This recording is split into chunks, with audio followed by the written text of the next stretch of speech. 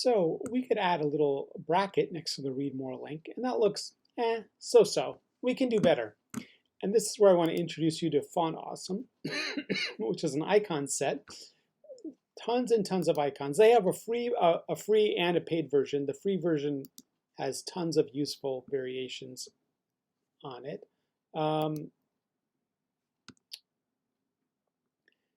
It's very easy to implement. They look great, and they look great together because like they're all designed. They all have the same kind of rounded corners. It's a lot better than using a variety of random icons that you might find. Now with Font Awesome, you need to create an account, which I said, as I said, is free. Okay, and then you can create kits. Now with the free version, you can only create one kit.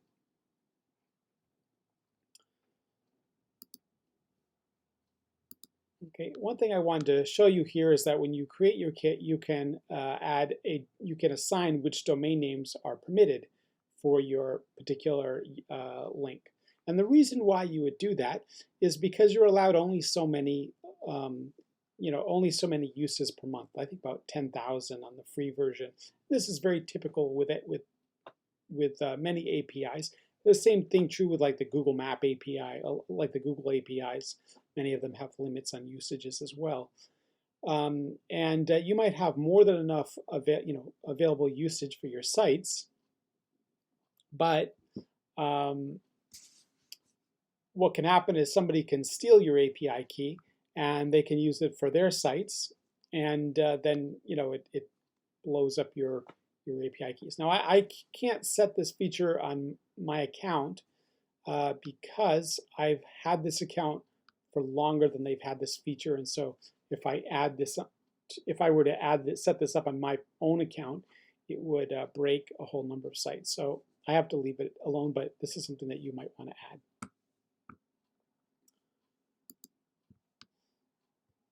Okay, but the way you use is you need to integrate this JS file. So I'm going to copy this.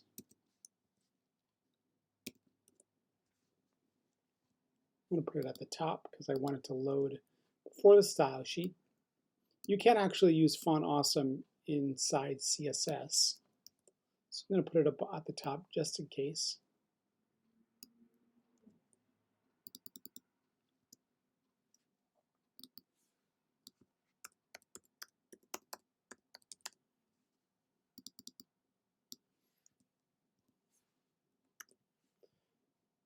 Okay, and then to implement,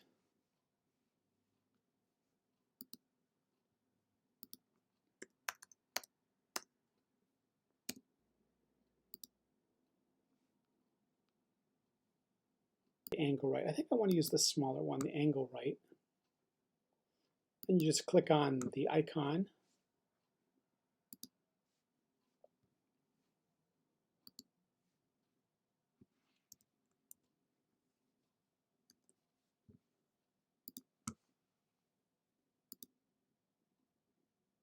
There, that looks a lot more sophisticated. Now we can take this a bit further. A specific class here. Oops.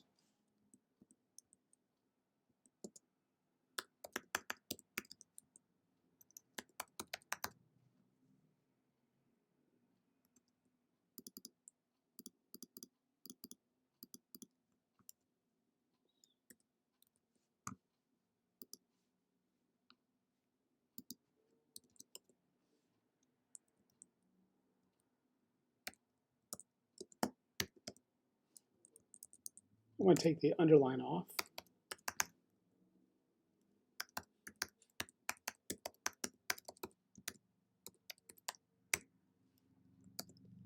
Instead, what I want to do is I want to move the icon over.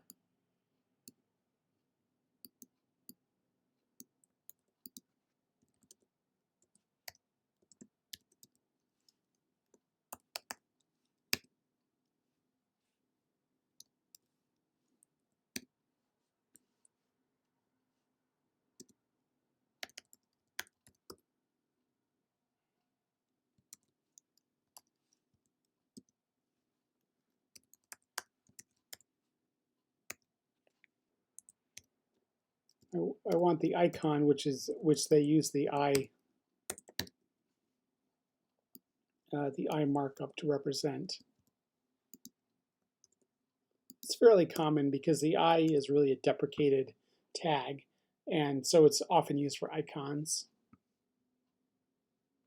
So we have it, we set the left to 0.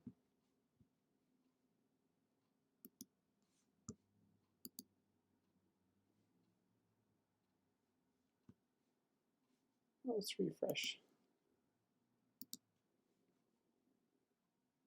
There we go. But we want this to be a bit smoother.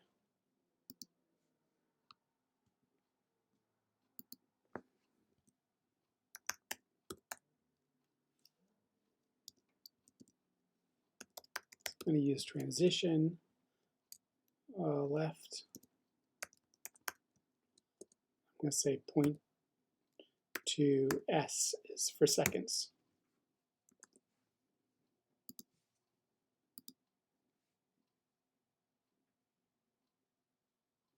I think that's a little too dramatic. Let's cut that width in half, make that 5.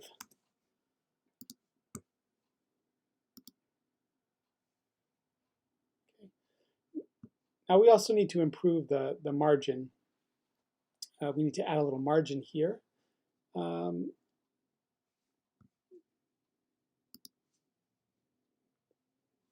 So if we look at this, you can see this. The A is actually, of course, it's a inline element, but it's not contained in a block.